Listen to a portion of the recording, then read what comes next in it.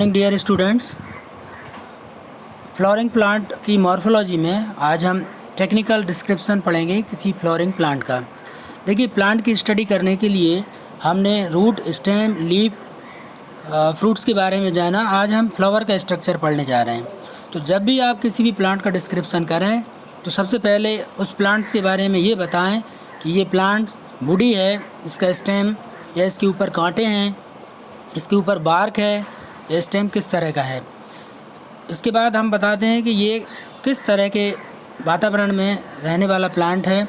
इसके लिए deciduous tree है या एवरग्रीन है या फिर ये पर्णपाती है, शुष्क पर्णपाती है, शीतोष्ण है।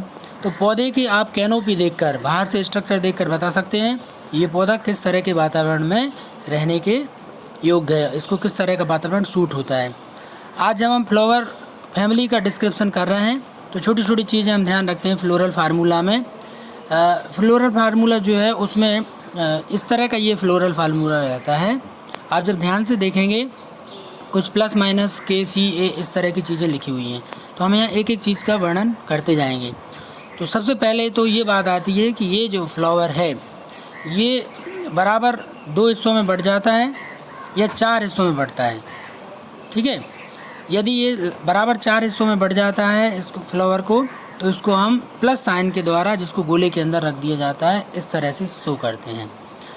यदि ये मेल और फीमेल दोनों प्रकार के, यानी एंथर और स्टिग्मा ओवरी दोनों प्रकार के गैमीट फॉर्मिंग टिश्यू इसमें उपस्थित हैं, तो इसको हम बाइसेक्सुअल फ्लावर कहते हैं। ये बाइसेक्सुअल फ्लावर के लिए ये स्ट्रक्चर दिया हुआ है। ठीक है, प्लस का साइन ये एक्टिनोमॉर्फिक के लिए रहता है और ये परसेंटेज का जो साइन रहता है वो जाइगोमॉर्फिक। जाइगोमॉर्फिक का मतलब होता है प्लांट को केवल 2 हिस्सों में बांटा जा सकता है एक सेक्शन से, 4 हिस्सों में नहीं बांटा जा सकता, तो इसको परसेंटेज के द्वारा शो किया जाता है। और यदि 4 में बांटा जा सकता है तो प्लस उसको गोले के द्वारा शो करते हैं। ये जो स्ट्रक्चर दिखाई दे रहा है ये मेल प्लांट के लिए रहता है एरो, और फीमेल के लिए हम 0 के नीचे प्लस साइन लगा देते हैं। इसके बाद ये जो K2+2 दिखाई दे रहे हैं ये ग्रीन कलर के कैलिक्स हैं। ठीक है, इनको आप सेपल्स भी बोलते हैं। तो 2+2 हैं, यानी 2 अंदर की ओर स्थित हैं और 2 बाहर की ओर हैं। ये ध्यान से देखिए, डायग्राम में आपको दिखाई दे रहे हैं, ये 2 बाहर की ओर स्थित हैं और ये 2 अंदर वाले हैं। तो इसलिए कैलिक्स कितने हैं? 2+2।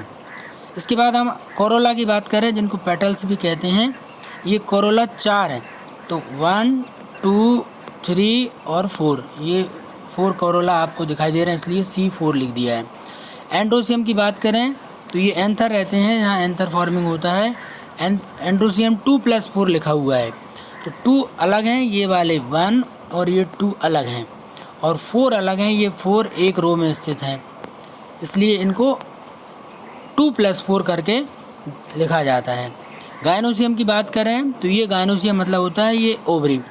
ये गायनोसियम 2 है, यानी 2 भागों में बटी हुई है और दोनों के दोनों एक के अंदर हैं, इसलिए इनको ब्रैकेट के अंदर 2 लिख दिया जाता है। आप देखोगे यदि गायनोसियम के नीचे एक डंडी के द्वारा साइन किया हुआ है, इसका मतलब ये है कि गायनोसियम ऊपर है, यानी सुपीरियर ओवरी है। ये सुपीरियर ओवरी का साइन दिख रहा है जी के नीचे, है ना, लाइन खींची हुई है, इसका मतलब ये सुपीरियर ओवरी है, यानी ओवरी ऊपर है और फ्लोरल पार्ट नीचे से इस तरह से उदय होते हैं। और यदि आपने जी के ऊपर लिखा हुआ है, इसका मतलब फ्लोरल पार्ट ऊपर आ जाते हैं और गायनोसियम नीचे रह जाता है। इस तरह की ओवरी को इन्फीरियर ओवरी कहते हैं। तो ये फैमिली डिस्क्रिप्शन आपको ध्यान रखना है, और कम से कम 3 फैमिली का डिस्क्रिप्शन है, ये आपको याद भी करना है। Thank you.